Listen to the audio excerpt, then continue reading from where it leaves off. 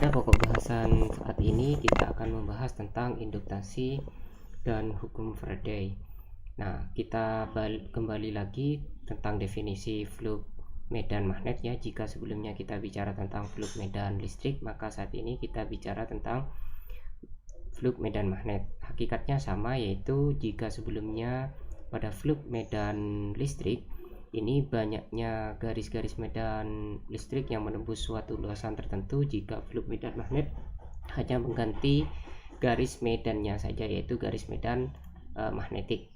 Ini merupakan persamaan pada diskrit dan ini persamaan kontinu dengan menggunakan konsep integral.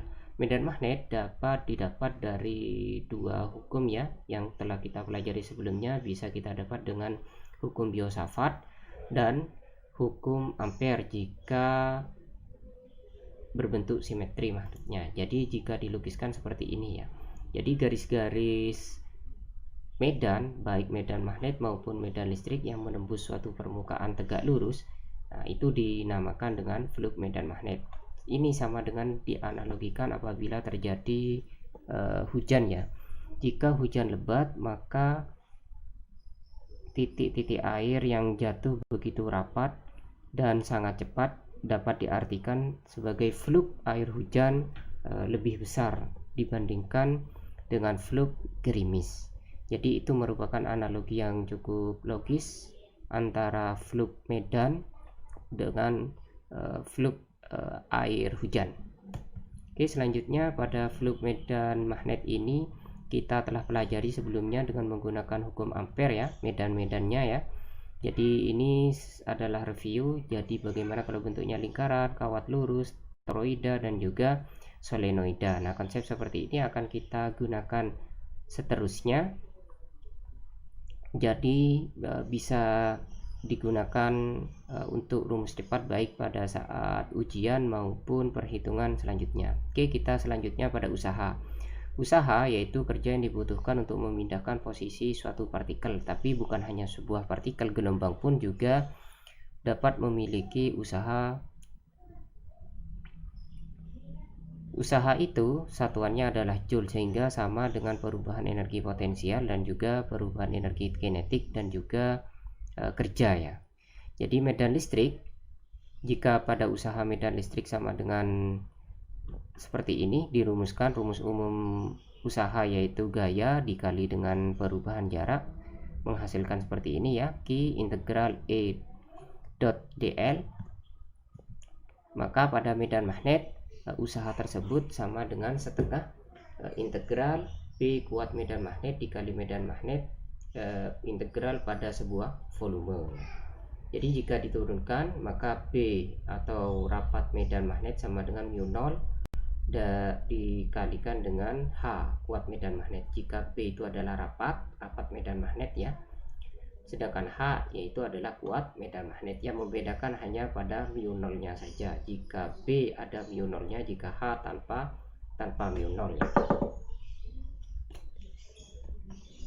Selanjutnya, jika kita substitusikan persamaan ini ke dalam ini, maka menghasilkan bentuk usaha medan magnet yang seperti ini. Satuannya sama yaitu joule ya. Ingat, ini adalah sebuah satuan skalar, bukan vektor.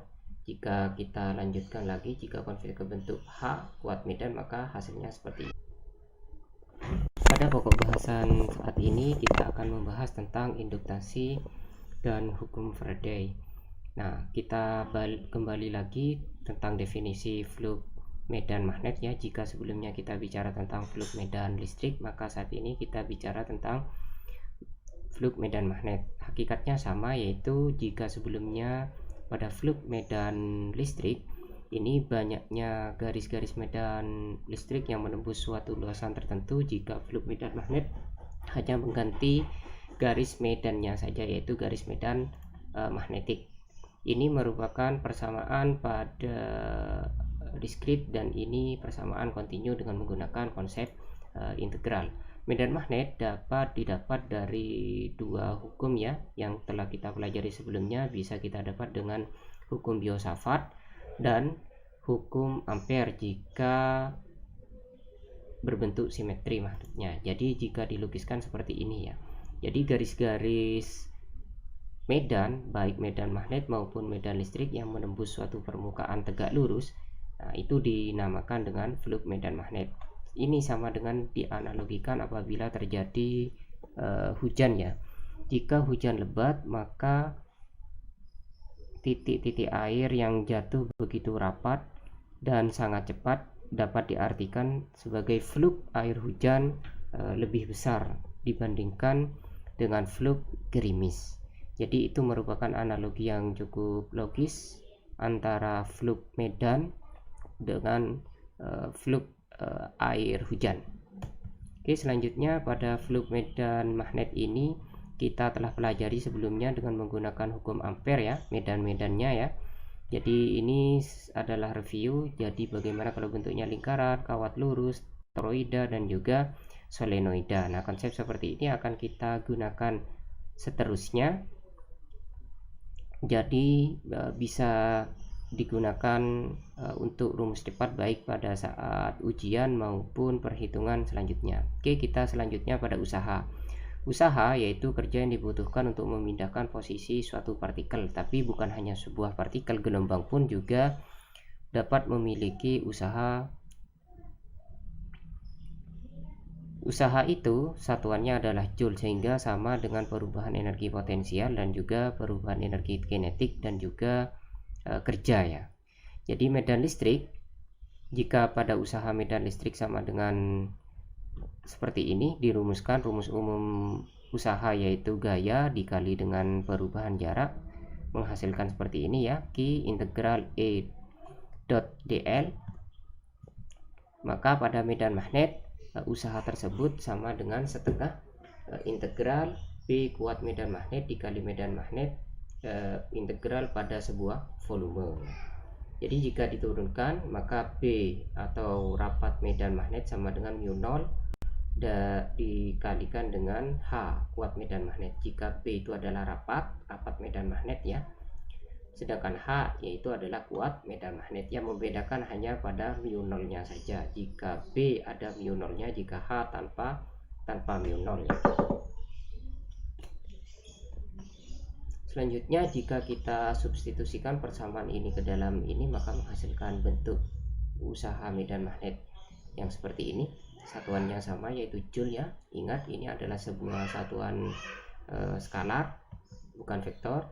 Jika kita lanjutkan lagi, jika konversi ke bentuk H kuat medan, maka hasilnya seperti ini. Selanjutnya kita belajar tentang induktansi, yaitu induktansi merupakan suatu besaran ya, yang menggambarkan seberapa mudah suatu komponen listrik menghasilkan GGL. GGL ini merupakan beda potensial dengan satuan voltase ya, yang diakibatkan oleh perubahan arus maupun perubahan medan magnet yang melewati rangkaian itu sendiri maupun rangkaian lain.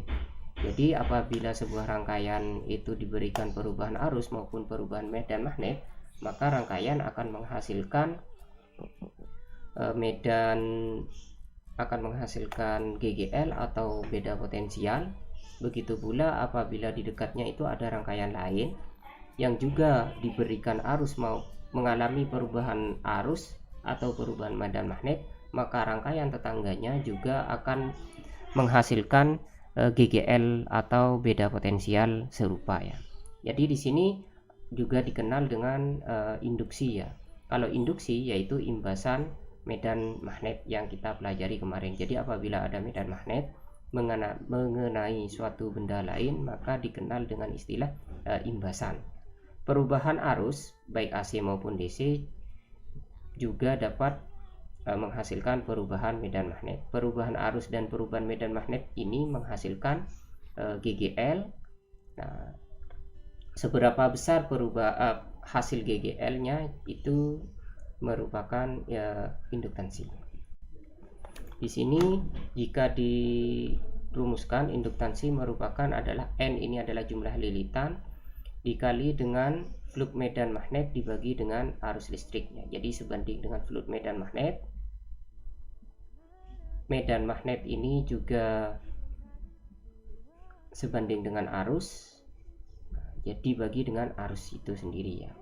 Nah, dari sudut usaha kita lihat sebelumnya usaha yaitu adalah setengah integral B.H.df ya, dimana jika kita substitusikan dengan medan magnet hasilnya seperti ini, kita masukkan menghasilkan persamaan seperti ini ya teman-teman. A nya ini saling hilang, jadi menyisakan H dan dl. Jika ini kita keluarkan, fluknya kita keluarkan, maka menyisakan hukum ampere. Nah, ini ingat hukum ampere ini ya, jadi integral H dl sama dengan I. Jadi ini akan kita substitusikan I yang ada di sini dengan di sini, menghasilkan seperti ini ya teman-teman. Jadi W atau usaha sama dengan fluk dikali dengan arus dibagi 2. Jika kita pindah, maka fluknya sama dengan 2W dibagi I.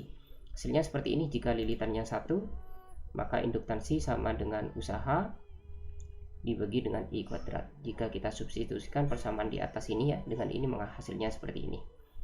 Oke. Nah, kita di sini selanjutnya kita pelajari tentang induktansi bersama ya. Ya, jika tadi itu induksi oleh rangkaian sendiri, jika ini kita bicara tentang induktansi bersama. Apa itu dimaksud induktansi bersama?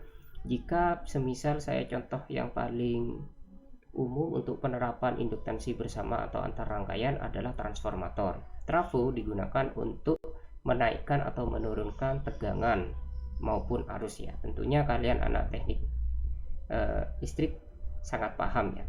Di sini apabila rangkaian yang merah ini, yang primer, diberi arus listrik, maka akan menimbulkan medan magnet. Medan magnet ini akan melewati inti besi dan akan menginduksi rangkaian berwarna biru.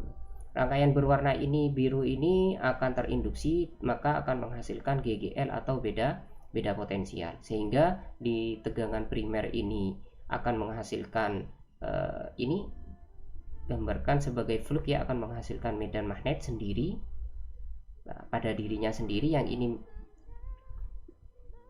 menginduksi dirinya sendiri ya, akan menghasilkan medan magnet menginduksikan dirinya sendiri. Sedangkan yang fluk berwarna ini yang melewati inti besi ini akan menginduksi lilitan yang berwarna biru. Jadi induksi dirinya sendiri itu lambangnya L ya, jika induksi antar rangkaian dilambangkan dengan M.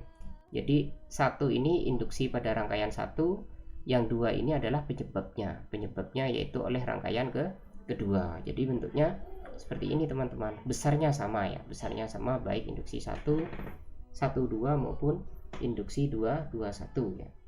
Oke, kita ulang ya. Jika pada rangkaian merah di sini diberikan arus listrik, maka akan menimbulkan medan magnet.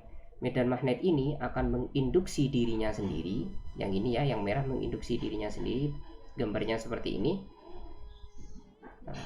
Menginduksi dirinya sendiri, mengimbas, sekaligus juga menginduksi rangkaian berwarna biru. Yang berwarna biru melewati inti-inti besi seperti ini ya, lapisan-lapisan inti besi. Nah, induksi dari rangkaian berwarna merah atau rangkaian primer ini akan menghasilkan GGL pada rangkaian biru. Selain pada rangkaian merah terjadi GGL, di rangkaian biru juga ada terjadi GGL atau beda potensial.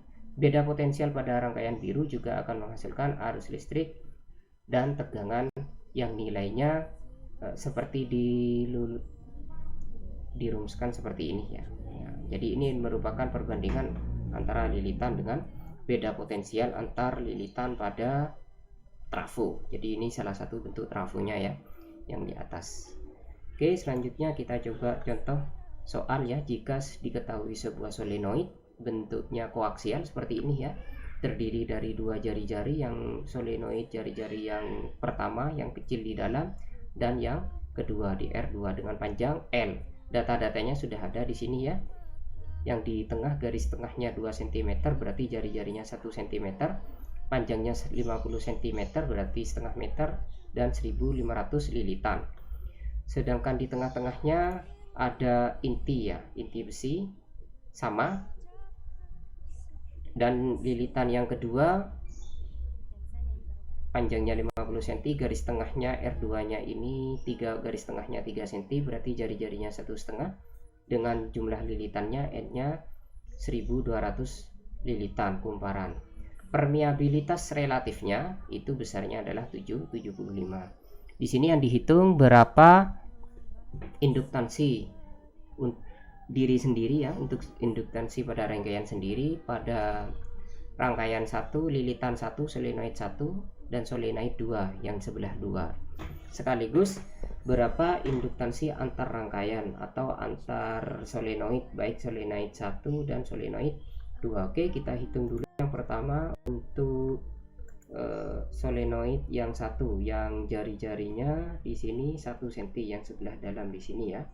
Oke, ini diketahui datanya seperti ini ya, kita hitung seperti ini sama dengan yang tadi. Fluknya B.A. Nah, B pada rangkaian solenoid seperti hukum ampere ya, besarnya seperti ini, mu dikali N I1 L1. Nah, hasilnya seperti ini ya teman-teman. L nya I1 nya kita coret, maka hasilnya seperti ini, induktansi pada solenoid. Selanjutnya kita hitung, masukkan angkanya, menghasilkan 133,2 mili Henry. Jadi satuan induktansi yaitu Henry teman-teman. Oke, untuk B di sini caranya sama persis dengan A, tinggal mengganti N2 dan A2. Hasilnya seperti ini ya teman-teman. Jadi N nya tinggal 1200, P nya, R nya, jari-jarinya kita rubah 1,5, hasilnya seperti ini. Jadi menghasilkan 194 mili Henry, artinya 194 kali 10 pangkat min 3 Henry. Soal yang C yaitu kita menggunakan induktansi antar rangkaian. Di sini yang menerima rangkaian 2 disebabkan oleh rangkaian 1. Jadi di sini yang menerima ini lilitan 2. Berarti induktansi pada rangkaian 2 diakibatkan oleh arus pada rangkaian 1. Jadi ini adalah fluk pada rangkaian 2 yang diakibatkan oleh rangkaian 1. Jadi fluk di sini yang diakibatkan oleh medan magnet rangkaian 1. Oke. Jadi dirumuskan seperti ini ya teman-teman. B nya B oleh rangkaian 1. Jadi N nya N1, I nya I1 ya. L1 tinggal kita substitusikan, menghasilkan seperti ini ya. Jadi N1 kali N2, mu nya itu relatif, R nya itu R1 ya. Oke, hasilnya seperti ini ya teman-teman, 1500. Nah, ini R nya R1 karena yang menyebabkan adalah rangkaian 1. Hasilnya seperti ini, cukup mudah, tinggal dikalikan, hasilnya adalah sekitar 106,45 mili Henry. Jika kalian hitung kembali M12 yaitu M oleh rangkaian 1, M pada rangkaian 1 oleh rangkaian 2, maka hasilnya pun juga sama 106,45, dan silahkan kalian hitung sendiri ya, yaitu tinggal membalikkan saja nilainya.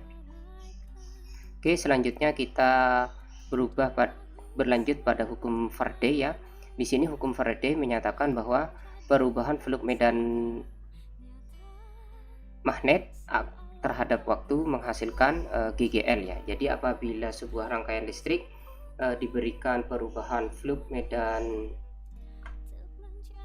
magnet terhadap waktu, maka pada rangkaian tersebut akan menghasilkan potensial listrik. Atau sama saja jika dalam rangkaian listrik tersebut diberikan perubahan arus terhadap waktu, maka menghasilkan potensial listrik atau GGL, gaya gerak listrik. Begitu pula integral tertutup dari sebuah medan listrik pada sebuah loop juga menghasilkan medan listrik. Kita ingat ya, ini medan magnet. Jika kita masukkan rumus ini ya, fluk medan magnet ke dalam sini, maka masuk. Jika dimasukkan B-nya NB-nya saya keluarkan, A ini ada luas permukaan adalah panjang kali panjangnya seperti ini ya. Berarti L-nya saya keluarkan, menyisakan satu panjang diturunkan terhadap waktu. Oke, satuan panjang diturunkan terhadap waktu akan menghasilkan kecepatan. Nah, N, B, V. Jadi apabila dalam sebuah medan magnet terdapat sebuah rangkaian bergerak, maka jika semakin cepat gerakannya maka akan menghasilkan beda potensial semakin besar. Begitu pula jika saya teruskan kembali persamaannya, jika kita masukkan cos, kalau ini dimisalkan cosnya nilainya 1, ini kan cosnya 1 ya, sejajar, jadi sudutnya 0. Sedangkan pada ini jika cosnya berubah-ubah, dalam artian tidak bergerak lurus namun berputar, maka jika saya keluarkan semua hanya menyisakan sudut di sini, jika diturunkan cos diturunkan terhadap t menjadi omega sin omega t. Artinya apa omega? Omega ini adalah kecepatan berputar ya.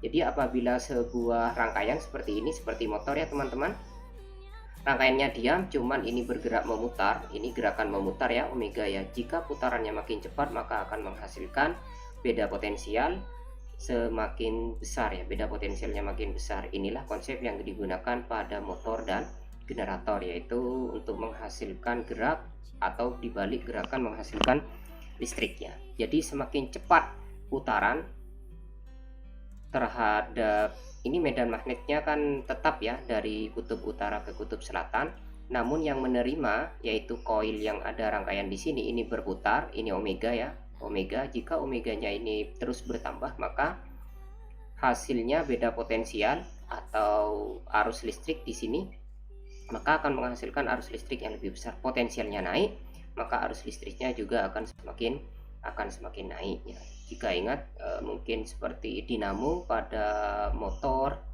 sama seperti starter pada sepeda motor ya, kalian mengengkel, jadi hakikatnya yaitu memutar magnet atau memutar koilnya di sini untuk menghasilkan arus listrik ke busi. Oke, kita coba lihat animasi ini ya. Ini merupakan salah satu penemunya, yaitu induksinya, yaitu pada Tesla ya. Jadi apabila ada sebuah medan magnet didekatkan pada kumparan, perubahan medan magnet ini akan menghasilkan beda potensial. Jadi kalau yang ini yaitu adalah perubahan flux medan magnetnya. Jadi sesuai dengan aturan tangan kanan ya. Nah, jika dimasukkan magnet di dekat dan maka akan menghasilkan arus listrik. Selanjutnya yang ini adalah konsepnya generator ya. Jadi di sini apabila rangkaiannya diputar, maka akan menghasilkan omega tadi ya. Jika omeganya berputar, maka di sini flux maksimum apabila sejajar antara rangkaian dengan medannya. Apabila berputar, maka akan terjadi perubahan flux sekaligus omega. Perubahan flux medan magnet yang diterima oleh rangkaian koil ini dan juga omega, maka diakibatkan oleh putaran dengan kecepatan omega, maka akan menghasilkan beda potensial. Beda potensial itu maka akan menghasilkan arus listrik yang terukur pada galvanometer yang ada di sini ya. Di sini beda potensialnya naik turun menunjukkan bahwa generator ini yaitu generator AC ya, yang ditemukan oleh Nikola Tesla. Oke, jika kalian ingin lebih paham bisa kalian pelajari bab tentang generator ya. Ini menggunakan aturan tangan kanan ya. Sini medannya. Nah, jadi hasilnya seperti ini teman-teman. Hasilnya AC ya, naik turun. Pada saat teman-teman? Pada saat sejajar maka grafiknya itu naik, pada saat tegak lurus maka grafiknya akan turun. Jadi seperti ini ya teman-teman, grafiknya naik turun ya pada saat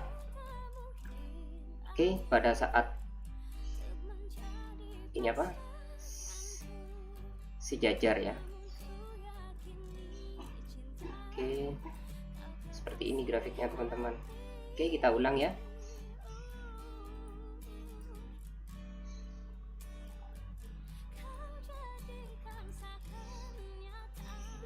Nah, ini pada saat tegak lurus ya. Jadi koilnya tegak lurus terhadap medannya. Nah, pada saat ini sejajar. Pada saat sejajar antara garis dengan koilnya membentuk sudut 0 derajat, berarti akan terdapat GGL ya. GGL-nya akan naik.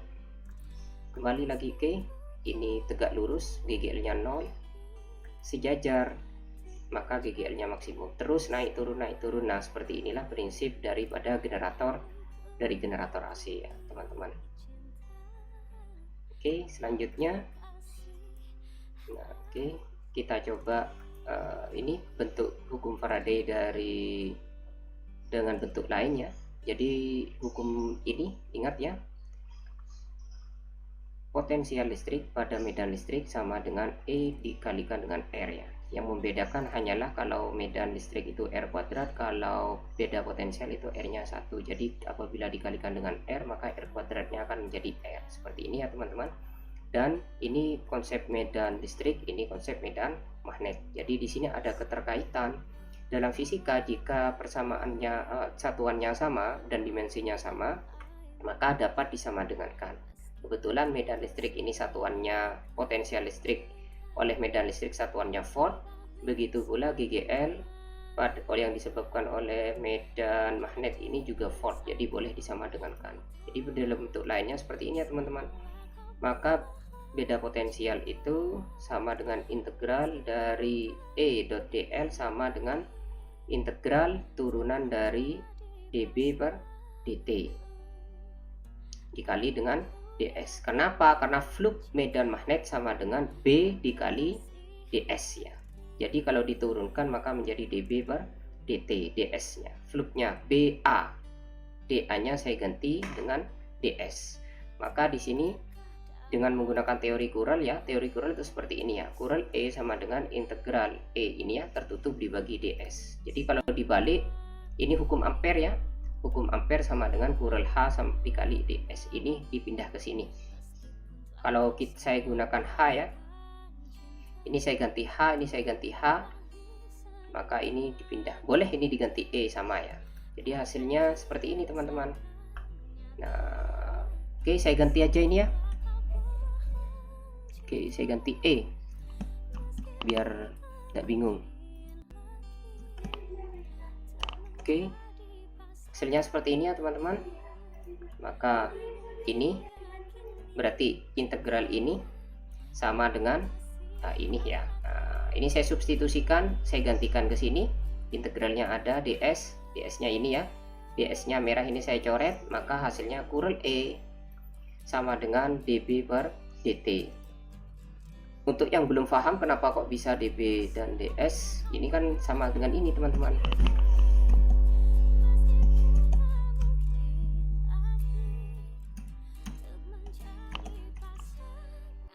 P sama dengan B dot A.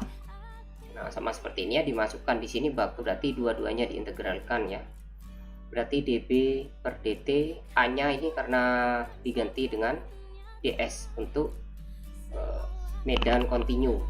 Kalau diskrit langsung A saja. Dari hasil ini berarti menunjukkan perubahan medan magnet menghasilkan medan listrik. Jadi setiap perubahan medan magnet akan menghasilkan medan listrik. Begitu pula medan listrik juga dapat menghasilkan medan magnet. Nah, dulu orang-orang berpikir bahwa medan listrik dan medan magnet adalah dua gelombang berbeda, dua nilai berbeda ya. Namun dengan ditemukannya persamaan ini dirumuskan oleh Maxwell, maka ada keterkaitan. Jadi medan listrik dan medan magnet itu sama seperti koin ya, yang satu gambar dan yang satu adalah angka. Nah, yang ini menjadikan revolusi pada dunia elektronik ya. Oke, selanjutnya kita coba latihan soal ya. Jika di sini ada sebuah magnet seragam, nah, seperti ini ya. Arahnya kalau ada titik seperti ini arahnya menuju kita atau keluar ya, atau kalau pada sumbu X yaitu positif. Nah, diasumsikan bahwa konduktor menghubungkan kedua ujung resistor seperti ini ya, gambarnya lingkaran ideal titik bol. Asumsikan bahwa konduktor yang menghubungkan kedua ujung resistor adalah ideal titik. Boleh pula diasumsikan bahwa medan magnet yang dihasilkan dalam kurung waktu IT dapat diabaikan. Nah, di sini ditentukan berapa FAB beda potensialnya dan juga I terhadap T. Nah, cukup mudah ya dengan menggunakan hukum hukum Faraday. B-nya sudah tahu, R-nya sudah tahu, bisa kita cari fluxnya ya. Oke, caranya seperti ini teman-teman. Nah, seperti ini ya. Kita cari V ini sama dengan beda potensial atau GGL, karena satu lilitan maka N-nya 1 di sini. Kita cari flux medan magnetnya dulu, B.A. B-nya sudah tahu, B-nya itu ini ya. A-nya PR kuadrat. Nah, PR kuadrat 0,2, hasilnya PR-nya R-nya 0,15 meter ya. Ini kita kalikan, hasilnya seperti ini. Lalu setelah itu diturunkan terhadap T, cos diturunkan terhadap T, hasilnya sin ya, min sin, karena ini minus dengan minus hasilnya positif. Ingat cos 120 pi dan T, 120 nya keluar. Nah ini ya, ini dari ini hasilnya 120 pi dikali ini, hasilnya seperti ini. Hasilnya seperti ini ya, berarti ini merupakan persamaannya terhadap waktu. Sedangkan yang B I sama dengan V dibagi R. Ingat hukum Ohm ya, jadi arus sama dengan beda potensial dibagi dengan hambatan. Tinggal dibagi saja, hasil ini dimasukkan ke sini dibagi dengan hambatannya. Hambatannya yaitu 250. Ini dibagi 250, hasilnya seperti ini ya. Nah, ini jawaban untuk yang A, ini jawaban untuk yang B. Ini adalah beda potensial terhadap fungsi waktu, ini T ya. Sedangkan ini adalah arus terhadap fungsi waktu. Arus puncaknya berapa? Arus puncaknya adalah 0,00216 pi kuadrat. Sedangkan di sini V puncaknya atau V maksimumnya yaitu 0,54 kali pi kuadrat. Oke, kita bergerak ke soal nomor 2. Di sini ada sebuah batang ya, bentuknya seperti ini, diberi medan magnet ke atas. Nah, persamaannya diberikan persamaan X ini itu ini ya, gerakannya ya terhadap waktu yaitu T kuadrat plus 0,1 T. Dan jarak antara kedua rel 20 cm. Jaraknya antara kedua rel di sini 20 cm. Bila B-nya, nah B yang ini adalah 0,8 E kuadrat AZ ya, arahnya kan ke atas AZ ya, berarti ya. Tentukan nilai yang terbaca pada voltmeter, ini voltmeternya pada T 0,41 sekon dan juga pada B 0,12 meter. Berapa GGL-nya? Oke, kita hitung dulu DS-nya, luasannya ya. DS sama dengan DX dikali DY ya. Kita menggunakan flux di sini B kali DS. DS-nya kita ganti DX DY. Kita integralkan E kuadrat. E kuadrat diintegralkan menjadi X pangkat 3 ya.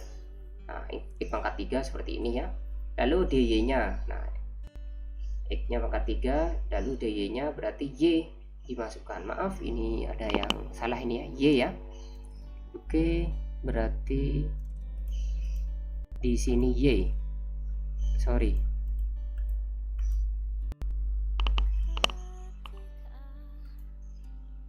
Nah, di sini diintegralkan Y.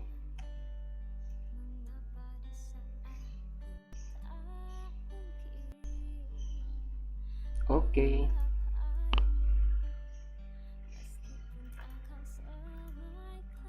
Ini ya, X-nya lalu ditengeralkan terhadap DY, hasilnya Y. Batas atasnya 0,2 dan 0, berarti dimasukkan aja 0,2 di sini, hasilnya adalah 0,2 dikali 0,8, hasilnya 0,16 X pangkat 3 dibagi 3. Hasilnya X-nya kita masukkan tadi T kuadrat plus 0,1 T pangkat 3 ada di sini ya. Nah, ini ya, ini X-nya, ini X-nya, ini X-nya ya. Lalu kita masukkan ke sini. Nah, pangkat 3-nya diambilkan dari sini. Oke. Selanjutnya kita cari GGL-nya, mudah ya karena flux-nya sudah kita ketahui. Masukkan ke sini, ini dibagi dengan T. Ini dimasukkan ya ke sini, diturunkan. T-nya turun ke bawah, berarti 3 dan 3 ini saling hilangkan. 3 turun jadi 2. Yang di dalam lalu diturunkan menjadi 2T plus 0,1. Oke, selanjutnya masukkan T-nya pada sama dengan 0,4 sekon ya. Oke, selanjutnya kita masukkan nilai T-nya 0,4 sekon ya ke persamaan ini, menghasilkan perhitungan seperti ini. Silahkan dikoreksi ya. Nah, berarti nomor A, soal A dapat kita ketahui hasilnya adalah 5,76 mV seperti ini. Dengan cara yang sama dengan yang A, karena persamaan GGL-nya sudah kita ketahui seperti ini ya. Dari soal A kita merubah variabelnya ya. X-nya pada X 0,12 kita masukkan 0,12 seperti ini. Kita cari T-nya dengan menggunakan persamaan kuadrat ya. Kita cari T-nya ini ya. T kuadrat kita ambil yang positif 0,3 karena waktu tidak mengenal minus ya, maka yang min 0,4 kita hilangkan ya. Jadi seperti ini ya teman-teman. Kita ambil T-nya 0,3 lalu kita substitusikan ke persamaan GGL yang ada di sini.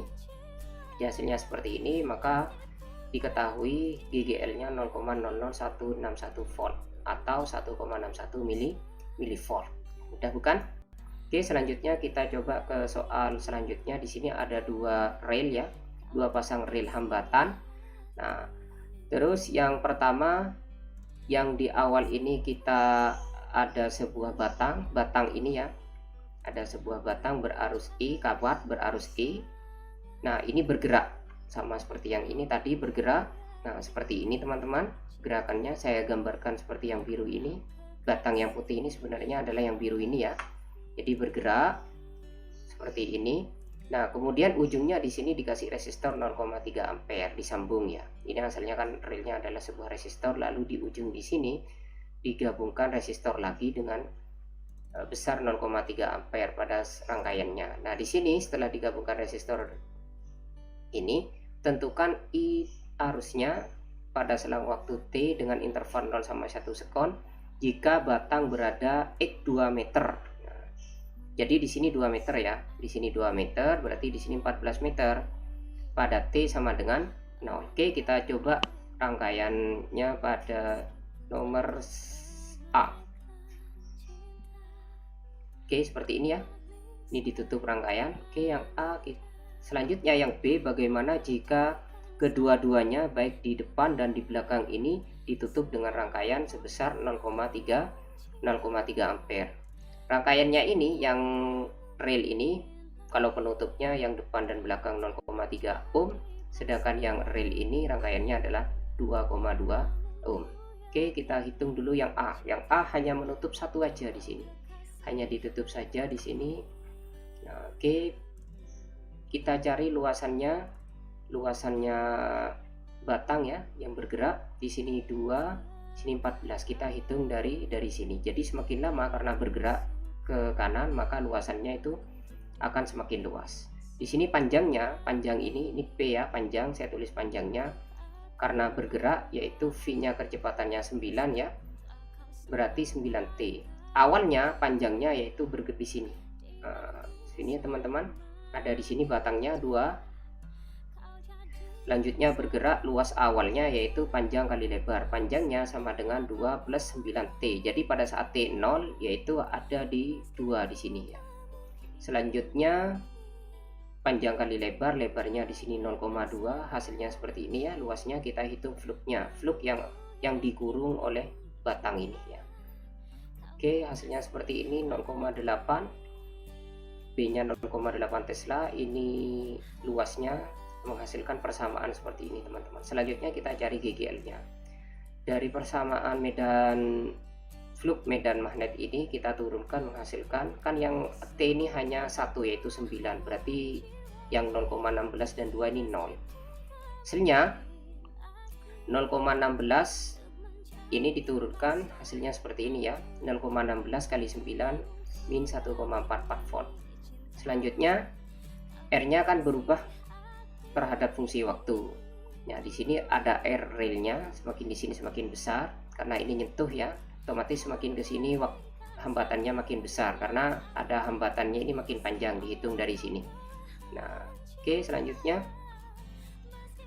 hambatan tambahnya 0,3 ohm, ini yang di sini 0,3 ohm, sedangkan yang rel 2,2 ohm. Pada saat T0 karena relnya ada 2 maka dikali dengan 2, yaitu 2 dikali 2,2. 2,2 ini hambatan yang lurus ya.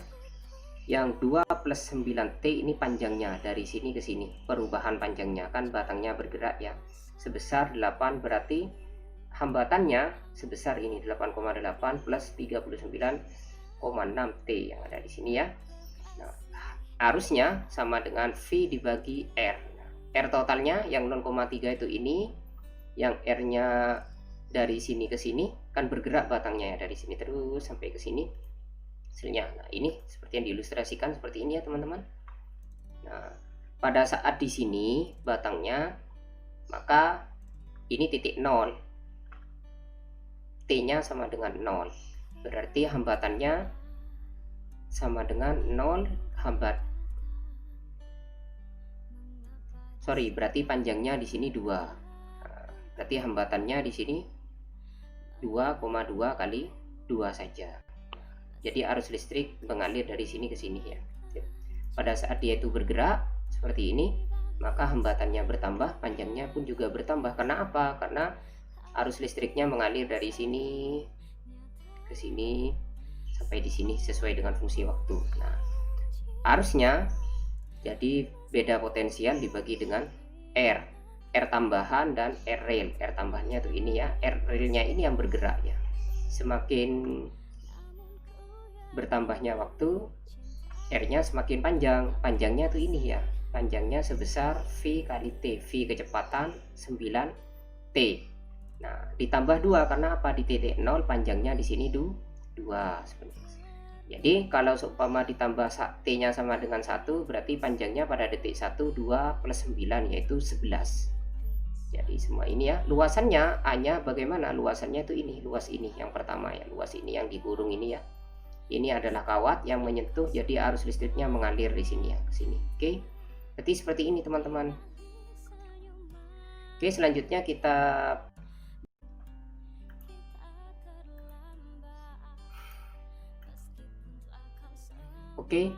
sekarang kita coba pada soal B. Pada soal B yaitu berapa besarnya arus terhadap fungsi waktu apabila kedua sisi ini ditutup. Pada soal A kita sudah menghitung berapa arus yang dihasilkan apabila sisi yang sebelah ini ya, sebelah kiri ini ditutup. Maka apabila kita ingin mencari berapa arus yang dihasilkan apabila kedua sisi ditutup, yang A sudah menutup di sisi sebelah kiri ini, maka kita cukup menghitung berapa arus apabila ditutup yang sebelah sisi kanan di sini. Nanti dijumlahkan arus apabila ditutup sisi sebelah kiri di sini, hasil perhitungan A dengan yang sebelah kanan yang akan kita lakukan nanti. Oke, karena kita menutup di sebelah kanan ini, maka acuannya adalah di sini. Startnya di titik 2 di sini kan ya, 2 ini titik, maka panjangnya yaitu 16 dikurangi 2 berarti panjangnya itu 14 ya. Kecepatannya dari sini ke sini adalah 9T.